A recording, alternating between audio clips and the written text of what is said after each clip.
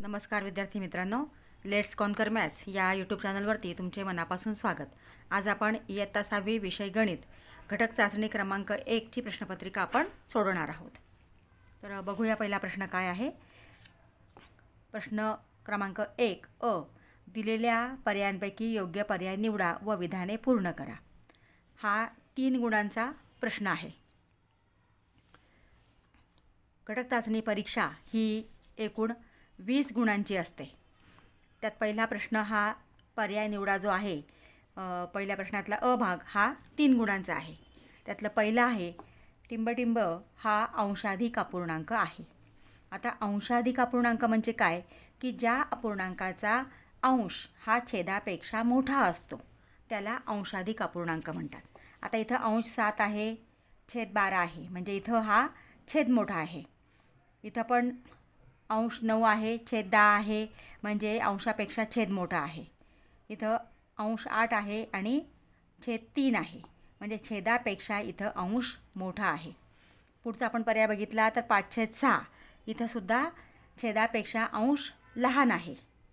परंतु पर्याय सी जो आहे इथं हा अंशाधिक अपूर्णांक आहे, कारण छेदापेक्षा अंश मोठा आहे आणि त्याला अंशाधिक अपूर्णांक म्हणतात. म्हणजे याचं उत्तर आहे 8/3. दुसरं गणित -7 + 2 बरोबर किती आपल्याला काढायचं आहे. आता इथं भिन्न चिन्ह आहेत. जर भिन्न चिन्ह असतील तर त्या संख्यांची वजाबाकी करा. मग 5मधनं 2 गेले, 7मधनं 2 गेले 5. 7मधनं 2 गेले 5 आणि उत्तराला मोठ्या संख्येचं चिन्ह द्यायचं आहे, म्हणजे -5.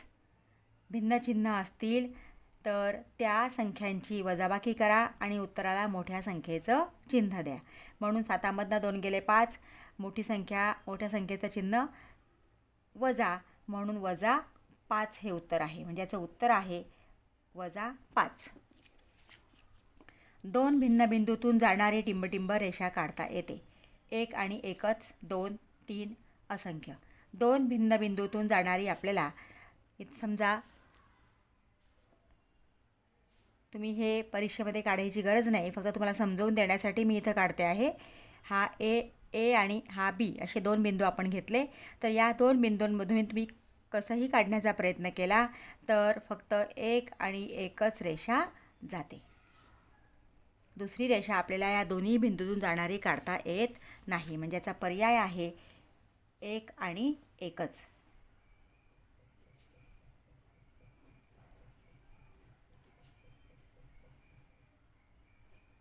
एक आणि एकच. त्यातला ब प्रश्न आहे चिन्हाचा उपयोग करून लिहा. म्हणजे खालील उपप्रश्न सोडवा. त्यातलं हा पण 3 गुणांचा प्रश्न आहे.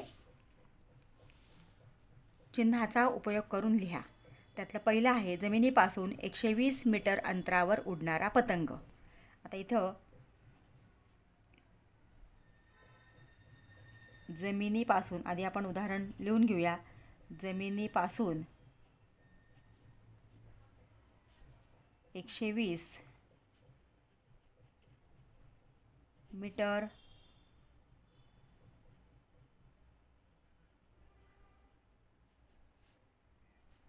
अंतरावर उडणारा पतंग. आता पतंग हा जमिनीपासून वरती उडतो. ज्यावेळेस जमिनीपासून वरती दाखवलेले असतं, पतंग असेल किंवा विमान असेल तर पक्षी असेल, तर त्या ठिकाणी ती धनसंख्या असते, म्हणजे अधिक 120 मीटर. जमिनीपासून पतंग वरती उडवला जातो, म्हणजे समुद्रसपाटीपासून किंवा जमिनीपासून वरती असेल तर ती संख्या धन असते. धनसंख्या दाखवा, म्हणजे अधिक किंवा धन 120 मीटर. आता दुसरं आहे, इथं आपल्याला एक आकृती दिलेली आहे पी आणि इथं क्यू. दिलेल्या आकृतीचे नाव लिहा. ही आकृती एका बिंदूपासून सुरुवात होऊन पुढं मार्गक्रमण करते, पुढं जाते आणि ती पुढं अमर्याद आहे हे दाखवण्यासाठी इथं बाणाचं चिन्ह दाखवलेलं आहे. या बिंदूला आरंभ बिंदू म्हणतात आणि आरंभ बिंदूपासून सुरुवात होऊन एकाच दिशेने प्रवास करते, म्हणजे ही आकृती आहे किरणाची. याचं नाव आहे किरण PQ. आरंभ बिंदूपासून सुरुवात करून किरणाला नाव द्यायचं असतं. याचं नाव आहे किरण PQ. तिसरं आहे एका कोनाचे माप 90 अंश आहे, त्या कोनाचा प्रकार लिहा. तर एका कोनाचे माप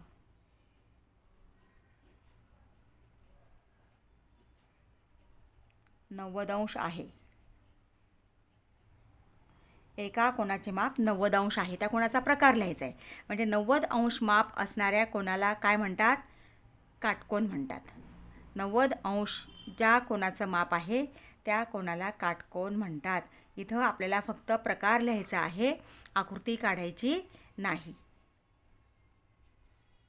काटकोन, त्या कोनाचा प्रकार आहे काटकोन. किंवा तुम्ही आकृती समजा काढली तरी त्या ठिकाणी काटकोन हा शब्द लिहिणं आवश्यक आहे. म्हणून एका कोनाचे माप 90 अंश आहे, ज्या कोनाचे माप 90 अंश असते त्याला काटकोन म्हणतात. म्हणून या ठिकाणी याचं उत्तर आहे. पुढचा दुसरा प्रश्न घेऊया.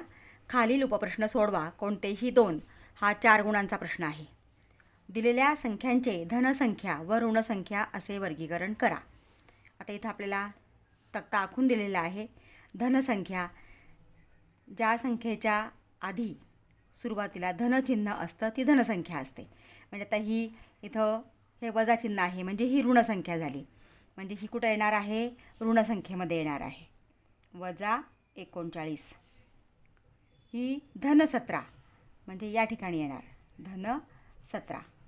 इथं वजा 45, म्हणजे वजा चिन्ह ज्या संख्येला असतं ती ऋणसंख्या असते. म्हणजे ही वजा 25. वजा 25 ही ऋणसंख्या आहे. आणि धन 46, ज्याला अधिक हे चिन्ह दिलेलं असतं ती धनसंख्या असते. म्हणजे धन 46 ह्या धनसंख्या आहेत. म्हणजे अधिक 17 आणि अधिक 46 म्हणजे धन 17 आणि धन 46 या धनसंख्या आहेत. आणि वजा 39 आणि वजा 25 या ऋणसंख्या आहेत. ज्या संख्येला ऋणचिन्ह दिलेलं असतं ती ऋणसंख्या असते, ज्या संख्येला धनचिन्ह दिलेलं असतं ती धनसंख्या असते, किंवा चिन्हच दिलेलं नसेल तरीसुद्धा ती धनसंख्या असते. दुसरा प्रश्न आहे. कंपास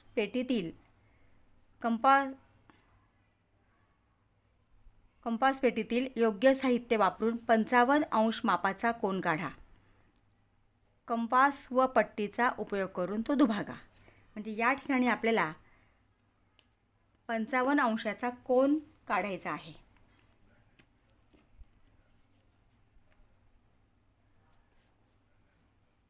आधी आपण एक रेषाखंड काढून घेऊया.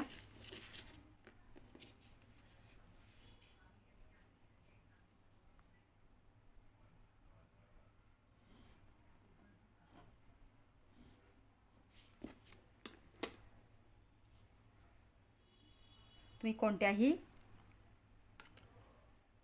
बिंदूवर इथं कोनमापकाचा केंद्रबिंदू ठेवू शकता. आता आपण ह्या डाव्या बाजूला ठेवलेला आहे, म्हणजे उजव्या बाजूचा शून्याकडनं आपल्याला मोजावं लागेल. ही जी कोनमापकाची खालची शून्याची जी रेघ आहे ती बरोबर ह्या खालच्या रेघेवरती तुम्ही ॲडजस्ट करा, व्यवस्थित ठेवा. म्हणजे खालची रेघ आपल्याला दिसणार नाही, कारण नाहीतर मग माप चुकतं. आता आपल्याला किती अंशाचा काढायचा आहे? 55 अंशाचा. मग 0, 10, 20, 30, 40, 50 आणि पुढं हे 5 अंश. म्हणजे 55 अंशाला आपण खूण केलेली आहे. आणि तो कोन आधी आपल्याला किरण काढून पूर्ण करायचा आहे. हा आपण कोन काढला आहे. दोन्ही बाजूला इथं पाण्याची टोकं द्या, कारण हे आपण किरण काढतो. ह्या कोनाचं माप आहे 55 अंश. आता हा कोन आपल्याला दुभागायचा आहे. मग कंपासमध्ये अंदाजे अंतर घ्या. कोनाच्या शिरोबिंदूवरती कंपासचं पोलादी टोक ठेवा आणि इथं दोन्ही बाजूला म्हणजे या दोन्ही किरणांवरती कंस काढा. आणि हे कंस या दोन्ही किरणांना जिथं छेदतात त्या छेदनबिंदूवरती ठेवून पुन्हा इथं मध्ये एकमेकांना छेदणारे कंस काढायचे आहेत.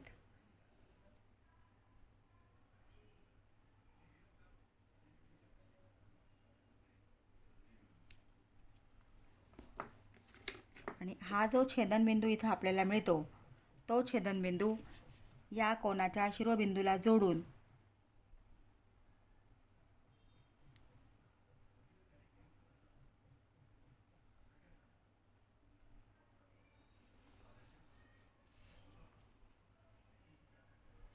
हा कोनदुभाजक काढायचा आहे.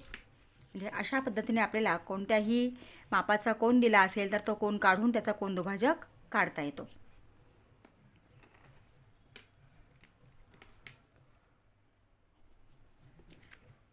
आता तिसरा प्रश्न आपण सोडवणार आहोत.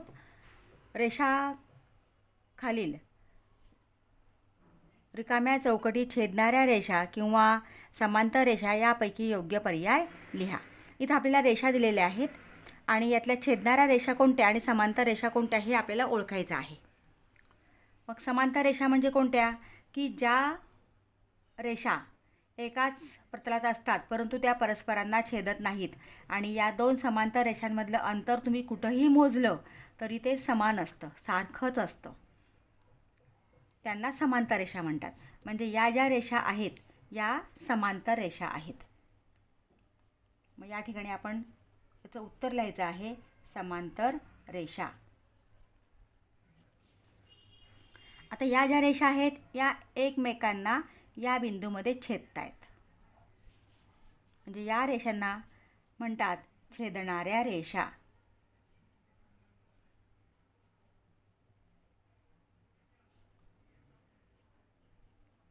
अशा पद्धतीने आपल्याला छेदणाऱ्या रेषा आणि समांतर रेषा ओळखता येतात. ज्या रेषा एकमेकांना छेदतात एकाच बिंदूमध्ये त्या छेदत असतात नेहमी तर त्या रेषांना छेदणाऱ्या रेषा म्हणतात. आणि ज्या रेषा कितीही वाढवल्या तरी त्या परस्परांना कुठंच छेदत नाहीत कारण त्या दोन रेषांमधलं अंतर हे प्रत्येक ठिकाणी सारखंच असतं. म्हणून त्या प्रश्न तिसरा आपण सोडवूया. प्रश्न तिसरा खालील उपप्रश्न सोडवा कोणतेही दोन 6 गुणांचा हा प्रश्न आहे. म्हणजे प्रत्येक गणित या प्रश्नातलं 3 मार्काचं आहे. पहिलं त्यातलं आपण घेऊया. आकृतीचे निरीक्षण करा. त्यातील समांतर रेषा, एक संपाती रेषा व संपात बिंदू यांची नावे लिहा. आता समांतर रेषा. मग इथं समांतर रेषा कोणत्या आहेत तर रेषा बी आणि रेषा एम. ज्या रेषांमधलं अंतर सारखंच असतं प्रत्येक ठिकाणी आणि किंवा कितीही वाढवल्या तरी त्या एकमेकांना छेदत नाहीत. लिहिताना फक्त बी व एम असं लिहायचं नाही तर रेषा बी व रेषा एम या दोन रेषा समांतर आहेत. नंतर एक संपाती रेषा. 3 किंवा 3 पेक्षा जास्त रेषा एकमेकांना छेदत असतील तर त्यांना एक संपाती रेषा म्हणतात. म्हणजे या ठिकाणी रेषा ए, रेषा बी आणि रेषा सी ह्या एकमेकांना एकाच बिंदूमध्ये छेदतायत आणि तो बिंदू आहे ए. म्हणजे या रेषा एक संपाती रेषा आहेत. मग रेषेचं नाव लिहिताना आधी रेषा हा शब्द लिहा. रेषा ए, रेषा बी व रेषा सी. रेषा ए, रेषा बी, रेषा सी या परस्परांना एकाच बिंदूत छेदत आहेत. आणि संपात बिंदू कोणता आहे तर बिंदू ए हा संपात बिंदू आहे. बिंदू ए. अशा पद्धतीने आकृतीवरनं आपल्याला प्रश्न विचारला असेल तर त्याची उत्तरं लिहायची आहेत. पुढचा प्रश्न आहे पुढील चौकटीत पेक्षा मोठे, पेक्षा लहान आणि बरोबर यापैकी योग्य चिन्ह लिहा. आता -3 आणि -8 याच्यामध्ये कोणती संख्या मोठी आहे तर -3 ही संख्या मोठी आहे. कारण -3 ही संख्या रेषेवरती -8च्या उजव्या बाजूला आहे. जी संख्या उजव्या बाजूला असते ती मोठी असते. म्हणजे संख्या रेषेवर जर तुम्ही संख्या रेषा काढून बघितली तर -8च्या उजव्या बाजूलाही -3 आहे, म्हणजे -3 ही संख्या मोठी आहे. आता -12 आणि 9 जर एक धन आणि एक ऋण संख्या असेल, आता हा नियमसुद्धा इथे या ठिकाणी येतोच की -12च्या उजव्या बाजूला 9 ही संख्या आहे. परंतु तुम्ही असं जरी लक्षात ठेवलं की एक धन आणि एक ऋण संख्या असेल तर नेहमी धनसंख्या ही मोठी असते. एक धन आणि एक ऋण संख्या असेल तर नेहमी धनसंख्या मोठी असते. आता -15 -15 ह्या दोन्ही संख्या समान आहेत, म्हणजे इथं बरोबर येणार आहे. अशा पद्धतीने चिन्ह आपल्याला या ठिकाणी योग्य चिन्हाचा वापर करून लहान मोठेपणा संख्यांमधला जो लहान मोठेपणा असतो तो दाखवता येतो. आता पुढचा त्यातलं तिसरं गणित आहे वजाबाकी करा. इथं पूर्णांकयुक्त अपूर्णांक दिलेले आहेत. आपण यांना शुद्ध पूर्णांक करून घेणार आहोत. म्हणजे 5 गुणिले 2 या दोघांचा गुणाकार करा, त्याच्यामध्ये इथला अंश मिळवा 1. पुढं जो पूर्णांक आहे तो पूर्णांक आणि छेद या दोघांचा गुणाकार करा, त्याच्यामध्ये अंश मिळवा आणि छेद आहे तसाच लिहा 2. वजा 3 गुणिले 3 अधिक 1 छेद आहे तसाच लिहायचा आहे 3. आता 5 दुणे 10 अधिक 1 छेद 2 वजा 3 त्रिक 9 आणि 1 10. सॉरी, इथं आपण एक स्टेप वाढवलेली आहे. 3 त्रिक 9 अधिक 1 छेद 3. 5 दुणे 10 अधिक 1 छेद 2. 3 त्रिक 9 अधिक 1 छेद 3. किंवा तुम्ही इथे डायरेक्टसुद्धा लिहू शकता. 5 दुणे 10 आणि अधिक 1 केला आपण 11, परंतु तुमच्या लक्षात येण्यासाठी मी ही स्टेप या ठिकाणी वाढवलेली आहे. तर 10 आणि 1 11 छेद 2 वजा 9 आणि 1 10 छेद 3. म्हणजे याच्यावरनं तुम्ही ही स्टेप डायरेक्ट लिहू शकता. 5 दुणे 10 आणि 1 11 छेद 2 3 त्रिक 9 आणि 1 10 छेद 3 छेद प्रत्येक वेळेस आहे तसाच लिहायचा आहे. आता इथं 11 छेद 2 वजा 10 छेद 3 असं हे गणित तयार झालेलं आहे. आता ही वजाबाकी करताना छेदांचं निरीक्षण करायचं आहे. या ठिकाणी छेद समान नाही आहेत. जर छेद समान नसतील तर अंशस्थानी तिरकस गुणाकार करा. म्हणजे 11 गुणिले 3 आणि छेदस्थानी 2 गुणिले 3 दोन्ही छेदांचा गुणाकार वजा 10 गुणिले 2 आणि छेदस्थानी मात्र दोन्ही छेदांचा गुणाकार असतो 2 गुणिले 3. छेदस्थानी दोन्ही छेदांचा गुणाकार, अंशस्थानी फक्त तिरकस गुणाकार असतो 11 गुणिले 3 आणि 10 गुणिले 2. आता 11 त्रिक 33 छेद 2 त्रिक 6 वजा 10 दुणे 20 छेद 2 त्रिक 6. आता छेद समान झाले बघा. मग छेद समान झाले तर एकच छेद त्या ठिकाणी लिहायचा आहे, दोन्ही लिहायचे नाहीत. एक छेद लिहा आणि अंशांची वजाबाकी करा. 33 वजा 20. आता 33मधनं 20 गेले, 3मधनं 0 गेले 3, 3मधनं 2 गेले 1, किंवा 33मधनं 20 गेले 13 आणि छेद आहे तसाच. याचं उत्तर आलेलं आहे 13 छेद 6. अशा पद्धतीने पूर्णांकयुक्त अपूर्णांकांची वजाबाकी आणि बेरीज पण त्याप्रमाणेच आपल्याला करता येते. तर 13 छेद 6ला आपण पुन्हा इथं पूर्णांकयुक्त अपूर्णांकाचं रूप देऊ शकतो. आता 6ने 13ला भाग द्यायचा आहे. 6 दुणे 12 2 आणि 13मधनं 12 गेले 1. छेदस्थानी 6 आहे तसाच, म्हणजे 2 पूर्णांक 1 छेद 6 हे उत्तर आलेलं आहे. पुढचा प्रश्न घेऊया. प्रश्न 4. खालील उपप्रश्न सोडवा कोणताही एक. इथं 2 गणितं दिलेले आहेत. या 2 गणितांमध्ये आपल्याला एक सोडवायचं आहे आणि 4 गुणांचा हा प्रश्न आहे. म्हणजे प्रत्येक गणिताला 4 गुण आहेत.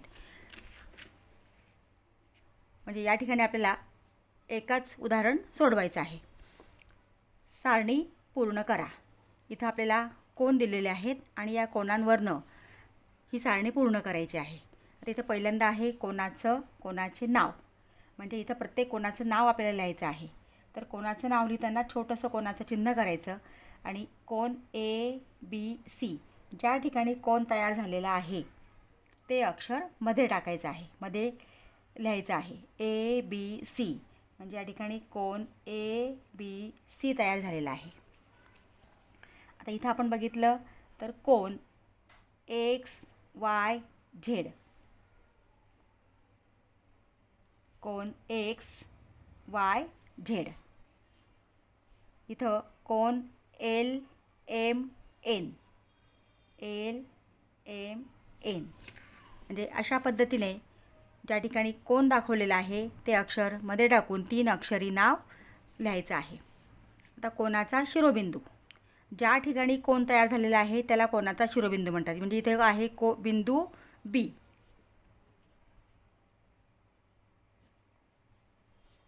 या ठिकाणी हा Y या ठिकाणी कोन तयार झालेला आहे म्हणजे याचा शिरोबिंदू आहे बिंदू Y आणि इथं आहे बिंदू M.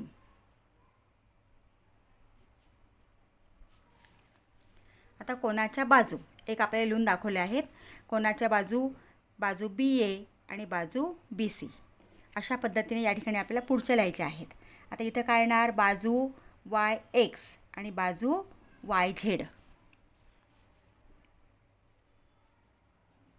बाजू YX आणि बाजू YZ.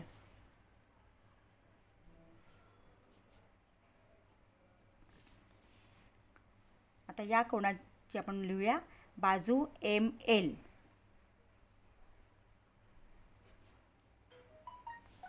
आणि बाजू MN.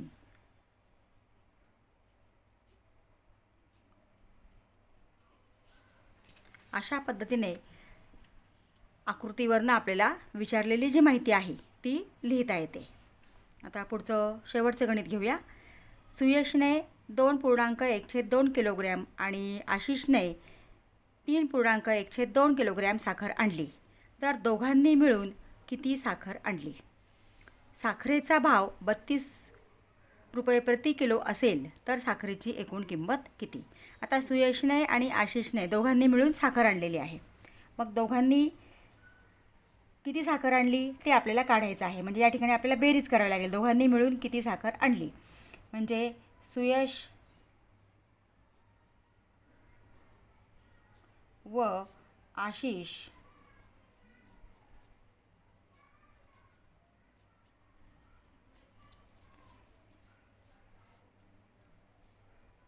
आणलेली, सुयशने व आशिषने आणलेली साखर, आणलेली एकूण साखर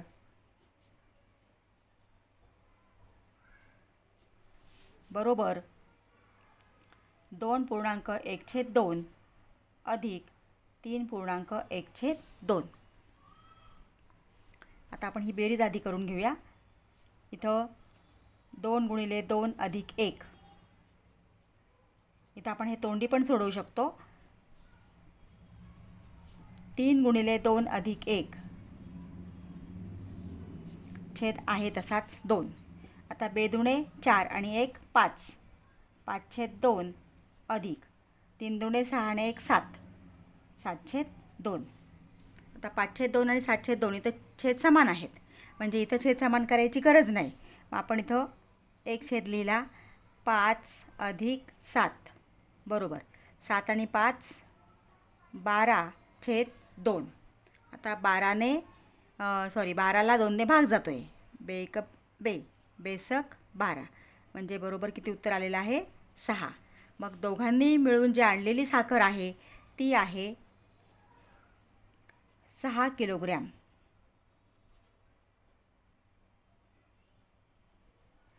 सुयश आणि आशिषने दोघांनी मिळून 6 किलोग्रॅम साखर आणली आहे. आता त्या साखरेची एकूण किंमत आपल्याला काढायची आहे. मग साखरेची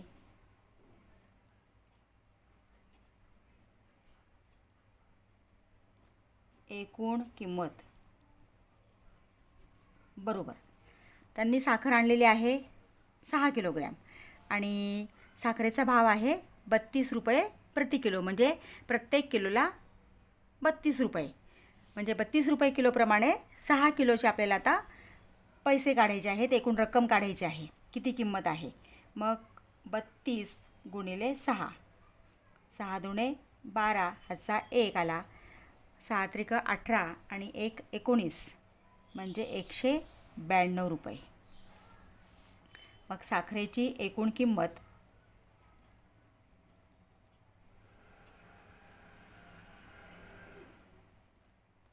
एकूण किंमत 192 रुपये आहे.